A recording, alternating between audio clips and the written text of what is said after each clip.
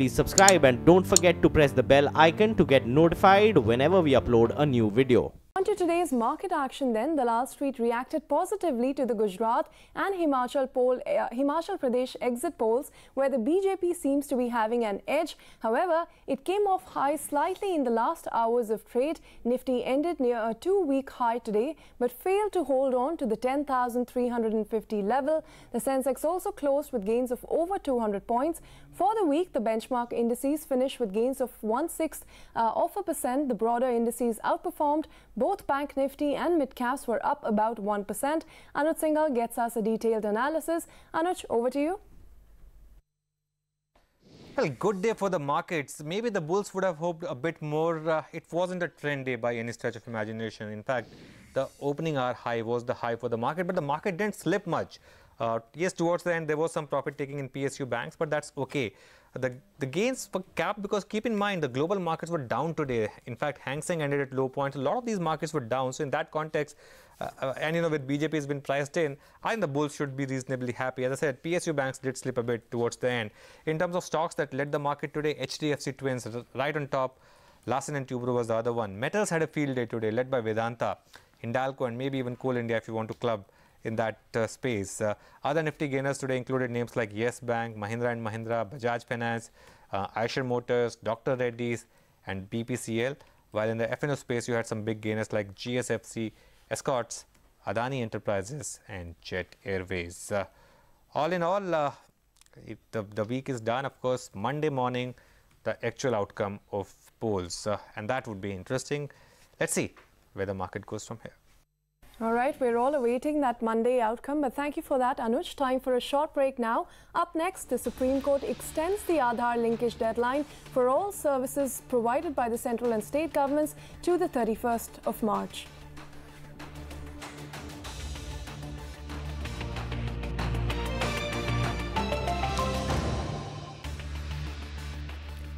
Welcome back. Now, the big story from the court corner. The Supreme Court today extended the deadline for linkage of Aadhaar with mobile services and opening of new bank accounts to the 31st of March 2018.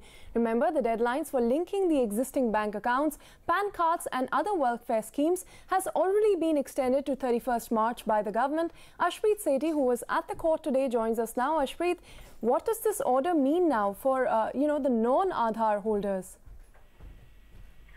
Well, it's whether you have an Aadhaar or you don't have an Aadhaar, the extension has been granted by the Supreme Court on March 31st. Now, the biggest issue that the petitioners had raised in court was for non-Aadhaar holders, that if we don't have one, then linking all your bank accounts and getting PAN cards and all will be extremely difficult. However, the government has also clarified through its various notifications that you can give the enrollment number and then you can give the Aadhaar later if you haven't got the Aadhaar. Now, what the Supreme Court effectively has done is that they've agreed with the government stance that for all schemes where the states are center, the Aadhaar linkage will be extended till March 31st. But as far as whether it can be made mandatory or not, for that, long arguments, a final hearing will start in Jan 17. In fact, Jairam Ramesh, Congress leaders' appeal also against the Aadhaar, which is introduced as a money bill, will be taken up in Jan itself. Back to you. All right, Ashpreet, thank you for bringing us up to speed with all of those updates on the Aadhaar case.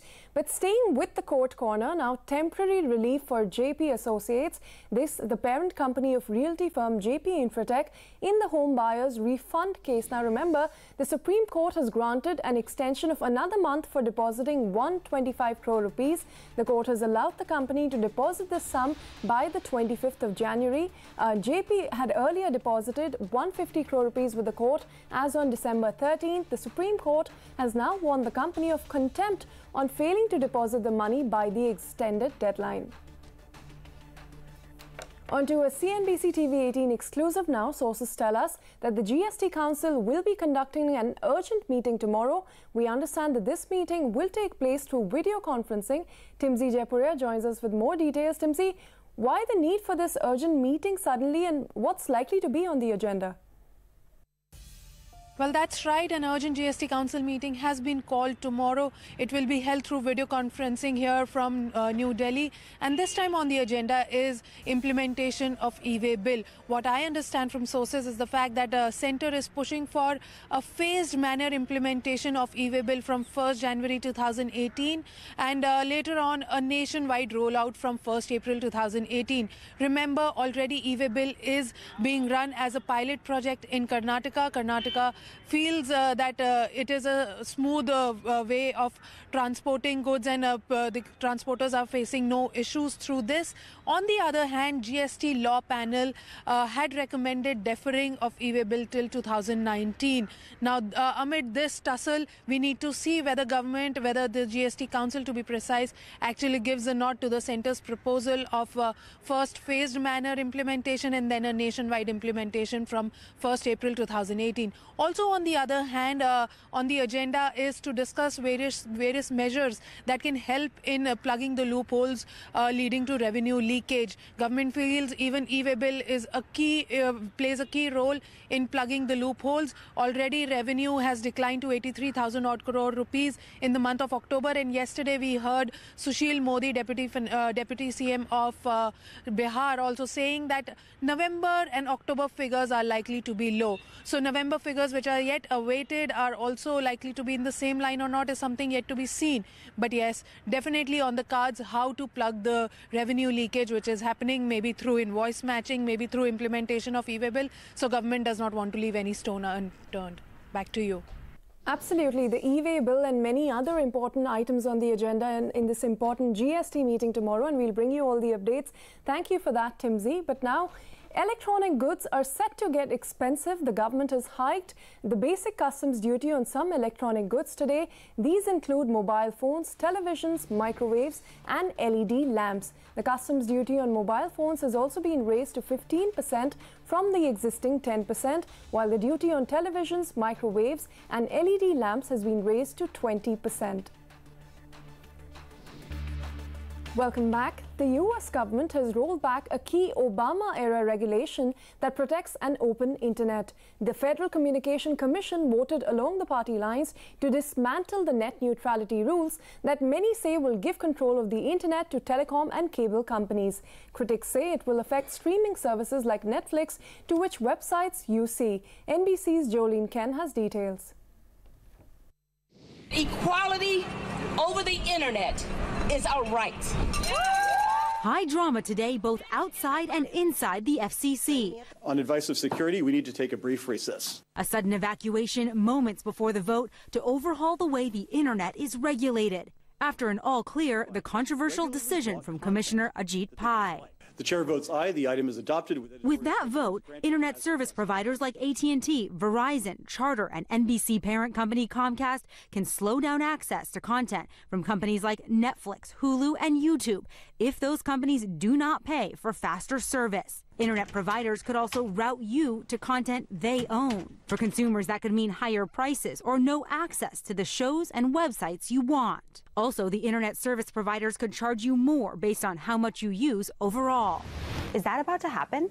That fear is unfounded. Prior to 2015, before these regulations were imposed, we had a free and open internet. Consumers benefit, entrepreneurs benefit. Everybody in the internet economy is better off with a market-based approach. All four major internet providers responded today, saying their internet practices will stay the same. Hey guys, it's Danny, and today I am showing... But small online entrepreneurs like Danny Spees, a YouTube cooking star, is still worried about the future of her business. That's the gift of YouTube and the platform we're on, is that you can create this information and it's accessible to anybody who is wanting it. She's now concerned her videos could end up in the slow lane and fewer people will be able to watch them. If we don't have an audience, we don't have a business.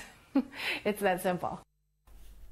All right, to the latest in Bitcoin's news now. Sources tell CNBC TV18 that the Finance Ministry has set up a panel to respond to the growing popularity of the Bitcoin, a global cryptocurrency. The panel will be headed by DEA Secretary Subhash Chandra Garg, and the panel will consist of RBI Deputy Governor BP Kanungo, SEBI Chairman Ajay Tyagi, and IT Secretary. Remember, the earlier panel had suggested unanimously that those dealing in Bitcoins in India should shut shop and had suggested suggested a law to declare bitcoins illegal. They also suggested that bitcoins are used for creating speculation and funding criminal activities and argued that the bitcoin is not backed by any sovereign bond or underlying assets.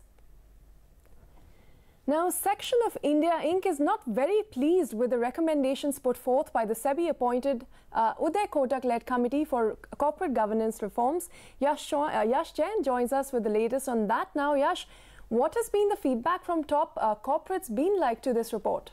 Well, as you rightly pointed out, some sections of corporate India are unhappy with some of the proposals made by the Uday Kotak Committee on the corporate governance. Let me take you through 5 key flashpoints. The committee is proposing a major expansion of company boards. Sources in some of these companies feel that this is excessive micromanagement from the market regulator. Not just that, some companies also believe that a bigger board means higher financial burden on their balance sheets, which they feel is completely unnecessary at this point of time. The Kotak panel has also proposed to increase the number of independent directors on the company boards. Sources in some of these companies tell us that the focus should be on strengthening the hand of the independent directors and not just merely increasing their number. There is also a difference of opinion over the number of mandatory board meetings currently, which the boards are supposed to basically call for.